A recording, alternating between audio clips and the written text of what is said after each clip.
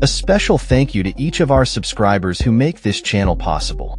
Here's today's story. In a significant policy shift, the Scottish Government has announced that every pensioner household in Scotland will receive a winter fuel payment next year, following the UK government's controversial decision to restrict eligibility for these payments. Social Justice Secretary Shirley Ann Somerville confirmed that those qualifying for benefits like pension credit will receive between £200 and £300 based on their age, while others will receive a flat rate of £100. This new initiative aims to provide essential support for pensioners facing the harsh realities of winter, especially in light of rising living costs. The announcement comes in the wake of the UK government's decision earlier this year to scrap universal entitlement to winter fuel payments, leaving many pensioners in Scotland without crucial financial support. The Scottish Government had intended to introduce a new universal benefit, but was faced with a £150 million shortfall due to the UK government's changes to eligibility criteria. As a result, the rollout of the new pension age winter heating payment has been delayed until late 2025.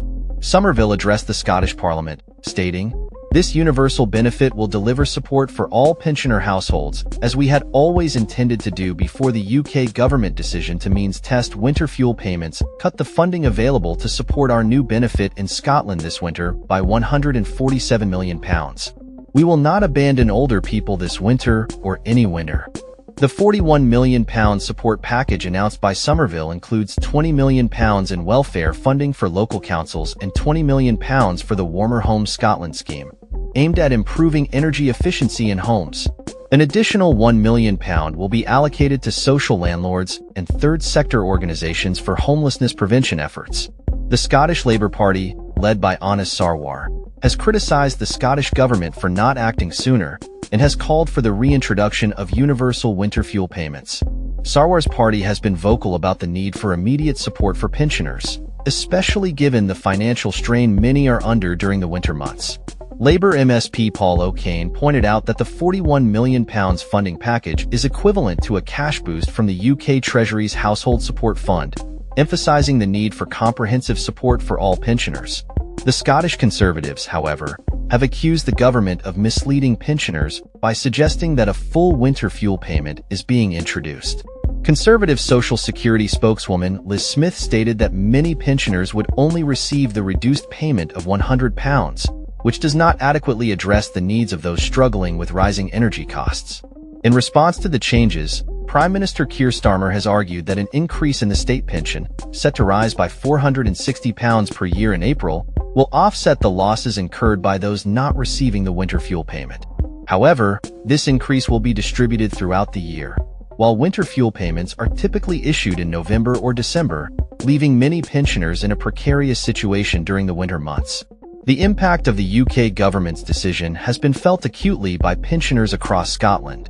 At a lunch club for seniors in Crieff, attendees expressed their concerns about the financial strain caused by the cuts. Faye Murphy, a participant, lamented, "It's a terrible decision to have to make, whether you heat the house or whether you buy food. It is pretty shocking, and it is getting worse in some areas in Scotland." Conversely, some pensioners like Jeff Main believe the UK government's approach to means testing is justified, arguing that it ensures funds are directed to those who truly need assistance. Main stated, "You are giving money to people who don't really need it. I can't help but feel it was the right decision to make sure it went to the people who needed it, but not to everybody. That includes me." As the winter approaches, the Scottish Government faces scrutiny over how it will fund the new winter heating payment scheme. Age Scotland's chief executive, Catherine Crawford, welcomed the announcement but acknowledged the challenges ahead, stating, "It would have been absolutely fantastic to be in a position to reinstate the full winter fuel payment for pensioners in Scotland as of now, but we do appreciate that logistically that would just have not been possible." Recent data indicates that up to 40% of eligible pensioners do not apply for pension credit, but following the UK government's announcement, there has been a significant increase in applications. In the 16 weeks since the Chancellor's statement, around 150,000 pension credit applications were made, reflecting a 150% increase compared to the previous period. However, the approval rate has only risen by 17%, with refusals nearly doubling, highlighting the challenges pensioners face in accessing the support they need.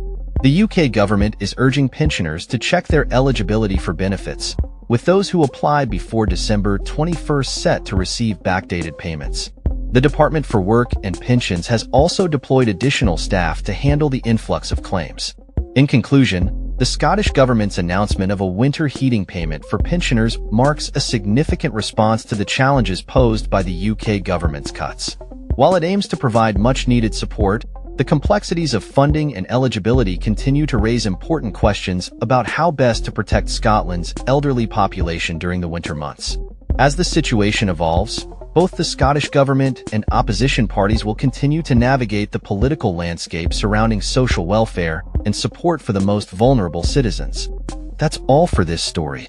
We upload videos every day covering many different subjects, so hit that subscribe button to stay informed. Thanks for watching.